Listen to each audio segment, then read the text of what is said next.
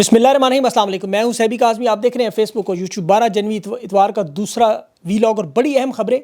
پچھلے ویلاگ میں کچھ خبریں میں نے آپ کو دی تھی بریکنگ، وہ اب ان کی تفصیلات بھی آگے آپ کے سامنے رکھتا ہوں۔ آج کی جو رات ہے وہ بڑی اہم رات، خان کی ہاں یا نہ کے انتظار میں جج کو بھی رات بھر جاگنے کا حکم مل چکا ہے۔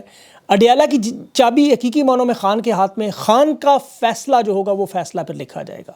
خان کو منانے کے لیے اسٹیبلشمنٹ کا آج خصوصی پیغام لے کر کون گیا؟ مذاکراتی کمیٹی سے پہلے ایک بڑی میٹنگ ہوئی، لمبی میٹنگ ہوئی۔ اسٹیبلشمنٹ نے مراد سعید کے حوالے سے کیا باتیں کی؟ چیف جسٹس، عرب صدر اور جو امریکی سفیر ہیں ان کی گارنٹیاں، اور اسٹیبلشمنٹ کے ٹاؤٹ آج بیانیہ دینے۔ عزت بچاؤ پروگرام، خان کا جیل سے نکلنے کا بیانیہ اسٹیبلشمنٹ خود بنا رہی ہے، اور تحریک انصاف کی آج پریس کانفرنس براہ راست نشر بھی کی گئی۔ اور مریم نواز کی جو یونیورسٹیوں میں ناکامی کے بعد اب D J S P R خود میدان میں بھی آ رہے ہیں، اور ملالہ کو جو انہوں نے بلایا اسپیشلی، ملالہ نے الٹا نہیں چپیڑیں لگائیں، تحریک انصاف کی ثانیہ نشتر کی تعریفیں کرتی رہیں۔ اور آج بائیڈن کے خلاف بھی بہت بڑا کیس کھل گیا وہاں امریکہ میں، وہ شاید لمبی بات ہو، اگلے ویلاگ تک چلی جائے، لیکن آج اہم رات شروع ہو گئی ہے۔ خان کے القادر ٹرسٹ کا فیصلہ عمران خان نے خود سنانا ہے اپنی مرضی سے۔ جیل سے نکلنے کا فیصلہ خان نے خود کرنا ہے اپنی مرضی سے۔ بنی گالہ ٹرانسفر ہونا ہے نہیں ہونا، عوام میں آنا ہے۔ اڈیالہ جیل کی اگر تالے کی جو چابی میں بات کروں، خان کے واقعی ہاتھ میں ہے اس وقت۔ یہ میں آپ کو بڑی اہم بات بتا رہا ہوں۔ اور 2 ملاقاتیں ہوئی ہیں۔ ایک ملاقات تو مذاکراتی ٹیم کی جو بڑی کنٹرولڈ انوائرمنٹ میں ہوئی، دوسری ملاقات جو علی امین گنڈا پور سے، یہ بڑی اہم ملاقات تھی۔ اور اس ملاقات میں عمران خان کے سامنے، اور اس کا میں آپ کو ثبوت بھی پیش کر سکتا ہوں، جہاں یہ ملاقات ہوئی اس کے بعد پھر اسٹیبلشمنٹ کا رد عمل بھی آیا۔ فیصل واڈا کا پٹا فیصل واڈا کو کھول دی، اجازت دے دی گئی کہ وہ بیان دیں، آگے وہ بیان دے رہا ہے۔ پھر آگے کیا؟ خان کی جان کو اس وقت خطرہ ہے۔ کس سے؟ ان سے خود تحریک انصاف کے مطالبات کہہ رہے ہیں لیڈرشپ نہیں ماننے دے رہی، اور عمران خان کو جیل کے اندر سے شدید خطرات ہیں۔ آج 526 دن خان کو ہو گئے ہیں۔ بارہا ہم لوگ خان کی جان کے بارے میں خدشات کا اظہار کرتے رہے۔ انہوں نے قید تنہائی میں رکھا، وائٹ ٹارچر کیا۔ وائٹ ٹارچر میں آپ کو پہلے بتا چکا ہوں کیا ہوتا ہے۔ بنیادی سہولیات سے محروم کیا، ملاقاتیں بند کیں، سخت تکلیف میں رکھا۔ خان نہیں ٹوٹا۔ اب انہوں نے کیا پتہ کھیلا کہ جی خان کی جان ان کی حفاظت میں جیل میں خطرے میں۔ فیصل واڈا نے اسٹیبلشمنٹ کا پیغام دیا ہے کہ خان خود جیل سے نہیں نکلنا چاہتا۔ حکومت اس وقت عمران خان کو جیل سے نکالنے کے لیے بےتاب ہو چکی ہے، ہر گزرتا دن عذاب بن رہا ہے۔ 7 دن ان کے پاس ہیں، ابھی صرف 7 دن، اور یہ چاہ رہے ہیں اس معاملے کو حل کرے۔ اور میرے پاس جو امریکہ سے معلومات آئی ہیں، بڑی اہم معلومات اسٹینڈنگ کمیٹی کے لوگوں سے ملنے والوں سے، کہ ڈونلڈ ٹرمپ کے حلف کے 15 دن کے بعد اصل معاملہ ان کے ساتھ شروع ہو جائے گا۔ 5 فروری سے ڈوری کھنچ جائے گی ایک دم۔ آگ لگی ہوئی ہے حقیقت میں، سر سے پاؤں تک تشریف جل رہی ہے۔ اب علی امین گنڈا پور کے ذریعے انہوں نے القادر ٹرسٹ کا پہلے خان کے سامنے معاملہ رکھا کہ جی فیصلہ آئے گا یہ، اگر آپ نے بات تسلیم نہ کی تو پھر سزا سنائیں گے۔ اس کے بعد ہائی کورٹ میں ہمارے اس وقت تک جج پہنچ جائیں گے، تعینات ہو جائیں گے، آپ کا جو کیس ہے ہائی کورٹ میں جائے گا، وہاں بھی یہی نتیجہ آئے گا۔ اس کے بعد سپریم کورٹ میں جائے گا، ہم اس کو لٹکائیں گے، ہم اس کیس کو آگے جتنا مزید کھینچ سکتے کھینچیں گے۔ اس نظام کو بچانے کی ہر ممکن کوشش۔ خان نے انہیں واضح پیغام آگے سے جواب کیا دیا، جو سزا کل دینی ہے وہ سزا آج دو، ابھی دو القادر کی، مجھے کوئی فرق نہیں پڑتا۔ اس کے بعد انہوں نے اپنے صحافیوں سے باقاعدہ ٹویٹس بھی کروائی کہ 190 ملین پاؤنڈ کا فیصلہ آ چکا ہے، انصاف کے تقاضے پورے ہو چکے ہیں، اور خواجہ آصف کے بیانات آ گئے کہ جی صرف رسمی کارروائی اب باقی ہے۔ 13 دسمبر کا یہ فیصلہ ہے، اور فیصل واڈا کو اب منظر عام پر خاموشی کے بعد اچانک لائے۔ اسے کینگرو کورٹس کا یہ فیصلہ پہلے سے معلوم، فی الفور انہوں نے اعلان کروایا تاکہ عمران خان اور تحریک انصاف پر دباؤ ڈالے، لیکن مجھے لگتا ہے فیصلہ ہو سکتا ہے منسوخ بھی کر دیں۔ اب انہیں خان کی زندگی اور جان کی فکر ہے۔ یہ وہی عدالتیں جو 50 روپے کے سٹامپ پیپر پر نواز شریف کو جیل سے جنرل فیض کی گاڑی میں ڈرائیو کرتے ہوئے ایئرپورٹ پر امارات کے جہاز سے رخصت کر چکی ہیں، کیونکہ جنرل باجوہ نے کروایا۔ اب خان ان سے کوئی مطالبہ نہیں کرنا چاہتا، خان ان سے کوئی اس معاملے پہ بات چیت نہیں کرنا چاہتا۔ یہ عمران خان کو آفر کیا دے، یہاں تک کہہ رہے ہیں کہ آپ کہیں تو امریکی سفیر سے، عرب امارات کے صدر سے، چیف جسٹس پاکستان کے دستخط سے معاہدہ آپ کے ساتھ لے کے آتے ہیں، سٹامپ پیپر پر لکھا ہوگا کہ آپ کی جان کو کوئی خطرہ نہیں، آپ بنی گالہ آ جائیں۔ اور اس کے ساتھ جو اگلی بڑی خبر جو میں آپ کو دے رہا ہوں، اسٹیبلشمنٹ کی طرف سے جو مطالبہ، جو مذاکرات میں مراد سعید کا جو ذکر ہے کہ ان کی جان کی ضمانت کی حفاظت بھی لیں گے۔ آج خان کو یہ تک آفر کیا گیا، یہ پہلے کبھی نہیں تھا عمران خان کی طرف سے، جو آپ کو پتہ ہے کھلے انداز میں۔ اچھا یہ بات چیت اس طرح نہیں ہوئی جس طرح میں نے آپ کو ڈائریکٹ بتائی، یہ میں آپ کو لبے لباب اپنے الفاظ میں بتا رہا ہوں، یہ یاد رکھیے گا۔ وہ الفاظ وہ کچھ اور تھے وہاں پہ۔ عمران خان سے یہ جو جان کی گارنٹیاں مراد سعید کے حوالے سے بھی مانی جا رہی ہے، اور کیسز کے حوالے سے بھی بات چیت کی جا رہی ہے، یہ ظاہر ہے اپنے لبے لباب اس کا میں آپ کو بتا رہا ہوں۔ خان کا جواب وہی تھا، نہ ڈیل چاہیے، نہ ڈھیل چاہیے، نہ مذاکرات چاہیے، احتجاجی سیاست سے بھی پیچھے نہیں ہٹوں گا، اس گھٹیا گلے سڑے نظام کو نہیں چلنے دوں گا، مینڈیٹ کی واپسی بھی کرواؤں گا، اور کھل کر ڈنکے کی چوٹ پر خارجہ پالیسی پہ وہی بیان جو پہلے دن اسرائیل سمیت تمام پوائنٹس پر خان نے بالکل وہی بیان دیا جو جنرل باجوہ کی ٹیلی فون کال پر اس وقت پریس کانفرنس میں جب شاہ محمود قریشی کہہ رہا تھا کہ کہہ رہا ہے ہم سمیش کریں گے، خان نے کہا جاؤ جو دل میں آتا کرو۔ آج بھی خان اپنے انہی الفاظ پہ ڈٹا ہوا۔ مذاکراتی ٹیم سے جو ملاقات ہوئی اس کے بعد وہ بڑی کنٹرولڈ ملاقات، وہاں کیمرے بھی تھے، ایجنسیوں کے لوگ بھی تھے، ساری باتیں بھی سن رہے تھے، خان نے ہیلو ہیلو بھی کیا بیچ میں۔ اچھا یہ ملاقات بڑی عجیب تھی۔ رات کے میری کچھ رہنماؤں سے ملاقات ہوئی، میں نے انہیں ملاقات کا نہیں پتہ تھا کہ ان کی صبح ملاقات ہے، میں نے ان کو بتایا کہ صبح آپ کی ملاقات ہے، وہ حیران ہو گئے۔ تھوڑی دیر بعد انہوں نے خود مجھے فون کر کے کہا آپ کی بات درست ہے، واقعی ہمیں تو ملاقات کا آ گیا فون۔ خیر اس وجہ سے ابھی دیکھیں وہ حامد خان صاحب جو ہیں وکیل وہ بھی نہیں پہنچ سکے، اور بیرسٹر سلمان اکرم راجہ بھی نہیں پہنچ سکے، انہیں خبر لیٹ ملی۔ اب یہ افراتفری کی ملاقات آخری وقت کے فیصلے تھے۔ میں نے آپ کو پچھلے ویلاگ میں بتایا تھا کہ جو مفاہمتی گروپ ہے وہ چاہتا ہے کہ مہربانی کروائیں، 20 جنوری کے بعد 15 دن مزید رہتے ہیں، سیاسی قید لوگوں کو سامنے لا کے یہ محفوظ راستے کا کوئی طریقہ نکالا جائے، عزت بچاؤ پروگرام۔ مذاکراتی ٹیم کے سامنے خان نے وہی موقف رکھا کہ جیل سے نکلنے والا میں آخری شخص ہوں، جب تک میرے تمام سیاسی رہنما اور ورکر جیلوں سے نہیں نکلتے میں جیل سے نہیں نکلوں گا۔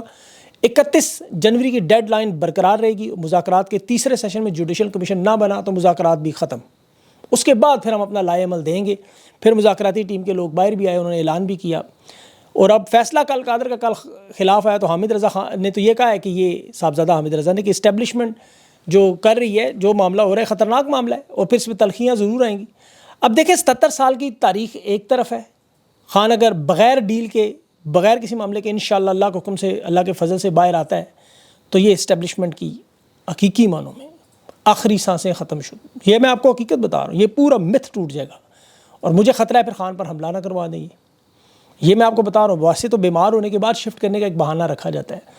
اور ایک اور بڑا ایک معاملہ تھا، یہ خان کو بے ہوش کر کے بھی ایک لمحے ایک وقت میں سوچ رہے تھے کہ جب ڈیل کی، جب عمران خان جو باہر بات کرتے ہیں نا بار بار، یہ دنیا کے اخبارات کو، میڈیا کو، پاکستان سمیت انٹرنیشنل اداروں کو جو پیغام دیتے ہیں کہ میں کسی صورت میں اس طرح باہر نہیں آؤں گا، کیسز لڑ کے آؤں گا، کہ یہ کوئی ایسی حرکت نہ کریں۔ ان کی پوری کوشش تھی کہ انہیں پتہ تھا خان ڈیل نہیں کر رہا، تو انہیں یہ سوچ بھی تھی کہ ہم زبردستی عمران خان کو بنی گالا شفٹ کر دیں اور وہاں جا کے کہیں عمران خان اپنی مرضی سے شفٹ ہوئے ہیں۔ عمران خان نے اسی لیے وہ بیانیہ آپ کے سامنے بار بار رکھا، ہم نے بار بار دہرایا آپ کے سامنے تاکہ آپ کو یاد ہو جائے۔ اب علی مین گنڈا پور کا بڑا اہم کردار، انہیں اللہ نے تاریخ نے موقع دیا ہے، یہ ثابت قدم رہے، یہ قربانیاں جو تحریک انصاف کے لوگوں نے دی ہیں، پاکستان کی عوام نے دی ہیں، ان کی جماعت نے، کارکنوں نے، اب یہ وقت آ گیا ان قربانیوں کو کیش کرنے کا۔ اس کے صلے میں جو آج آپ کو نظام بدلنے خان کی کوشش ہے، وہ علی مین پر بھی اسٹیبلشمنٹ کا بڑا دباؤ ہے، اس کی بھی بہت ساری ملاقاتیں ہیں، خان کو منانے کی وہ بھی بڑی کوشش کرتے ہیں، 2 گھنٹے کی ملاقات میں یہی ہوتا ہے، لیکن نتیجہ وہی جو ہر ملاقات کے بعد خان پر یہ جو کیس القادر نیب 190 ملین پاؤنڈ کا ہے، اس کی سزا کا فیصلہ فیصل واڈا پڑھ کے سنا رہے۔ ذرا اندازہ کریں، ایک ایسی یونیورسٹی کا کیس جس میں 1 روپے کا بھی عمران خان کو فائدہ نہیں نہ مل سکتا ہے، اور حکومت کو 23 ارب کا اب تک فائدہ ہو چکا۔ یہ دنیا کا واحد کیس ہوگا جو کرپشن کی اس بنیاد پہ بنایا گیا کہ عمران خان کو ذاتی فائدہ ہو، لیکن پیسے سارے سپریم کورٹ کے پاس پڑے ہوئے ہیں۔ تعلیم اس یونیورسٹی میں 7ویں سیمسٹر میں بچے پہنچے ہوئے ہیں۔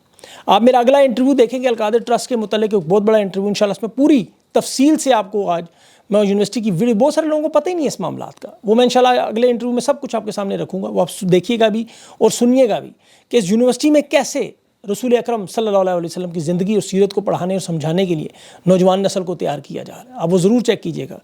یہ القادر 190 ملین پاؤنڈ کی حقیقت اب پورا پاکستان جانتا ہے، تفصیلات ان کے پاس پوری نہیں ہیں۔ یہ نواز شریف کے بیٹے کے درمیان ہونے والی ڈیل میں 1 ہائیڈ پارک کی پراپرٹی، پیسے پکڑے گئے، کابینہ نے سارا معاملہ دیکھ لیا، کابینہ کے پاس کیس آیا، پیسے پاکستان میں منگوائے گئے، نتیجے میں یونیورسٹی کی جو زمین تھی وہ سیرت النبی کی ریسرچ کے لیے ملی۔ حکومت کو یہ تکلیف ہے ملک ریاض نے کیوں دی، تو پھر ملک ریاض نے جتنی بھی مسجدیں بنائی ہیں وہ بھی گرا دیں، لنگر خانے جو بنائے وہ بھی تباہ کر دیں، اس کا بیریا ٹاؤن اڑا دیں۔ دیکھیں انصاف کا تو پھر یہی، اب انصاف کا تو عالم، اب دیکھیں جیل میں بیٹھا ہوا ایک شخص عمران خان نے کہہ رہے جلدی جلدی سزا دو، ڈرامہ بہت لمبا، اتنا لمبا ڈرامہ، جو فیصلہ کرنا ہے کرو۔ انہوں نے ایسا دانشور معاف کے میدان میں چھوڑا کہ ایسی ایسی دلیلیں، ایسی ایسی باتیں وہ کرتے ہیں، ٹی وی میں اکثر وہ کلپس نظر آتے ہیں جو نیب کے انویسٹیگیشن آفیسرز کو بھی نہیں پتا کہ یہ کہاں سے نکلیں باتیں۔ اتنا سادہ سا کیس، القادر ٹرسٹ، نام کو دیکھیں، ٹرسٹ کا کیا مطلب کہ ذاتی ملکیت نہیں ہے، وہ کسی کی اولاد کو، کسی کو اس میں سے کچھ نہیں ملتا، کبھی ٹرانسفر نہیں ہو سکتا۔